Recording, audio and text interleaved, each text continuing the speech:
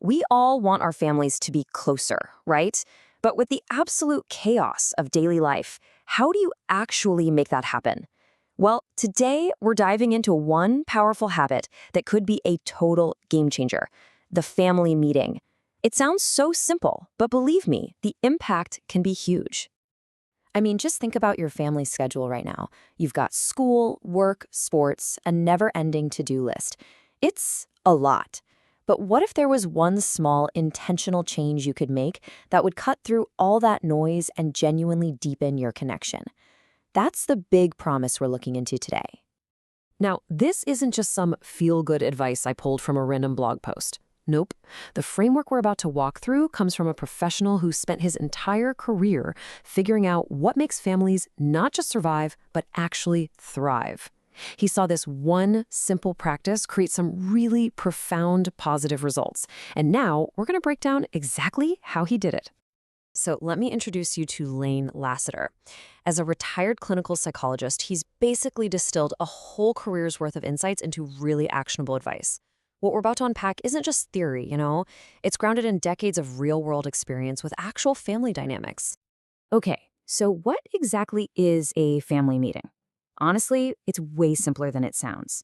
It's just a scheduled, dedicated time, no phones, no TV, where everybody gets a chance to speak. And just as importantly, where everyone is expected to listen. It's basically a structured space for connection. The idea is simple, but the real power comes from making it a consistent ritual.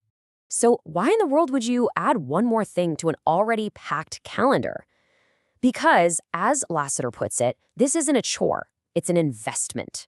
Think about it. Psychologically, you're creating this predictable ritual, and that consistency builds a foundation of safety and trust that is going to pay off for years and years to come.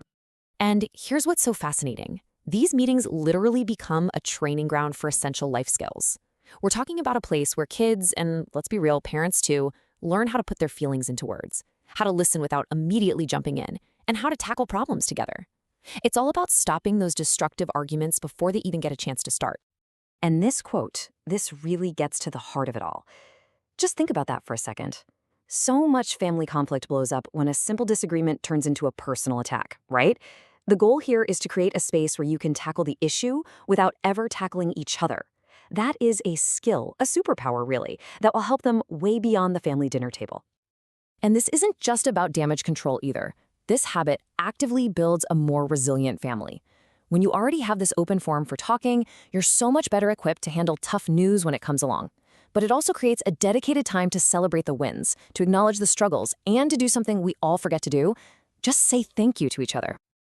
Okay, so the why is pretty compelling. I get it. But what about the how?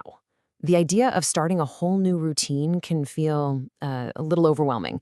But the good news is, Lasater breaks it all down into simple, super manageable steps. So let's look at how to get this thing off the ground. Sure it is. Your 3-step launch plan. It's that easy. Step 1, explain the purpose. Let everybody know why you want to do this, why it's important. Step 2, find a time that actually works for everyone. That right there shows respect for their schedules. And finally, step 3, set some clear expectations so nobody's surprised about what these meetings are going to be like.